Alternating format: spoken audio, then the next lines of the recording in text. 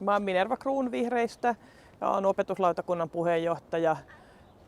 Opetuspuolella pitää ensi kaudella varmistaa, että tämä digitalisaatio ei jää laitehankkeeksi, vaan että opetusta ja oppimista muutetaan niin, että lapset todella hyötyy siitä tekniikan käyttämisestä, niin että he pystyvät toteuttaa itsensä paremmin, oppii sellaisia taitoja, mitä tulevaisuudessa tarvitaan, kuten esimerkiksi tiedonhakua ja sen tiedon arviointia, että mikä on totta ja mikä ei. Ja toinen asia, mikä on tärkeää, niin pitää turvata se, että koulut jatkossakin on tasa-arvoisia.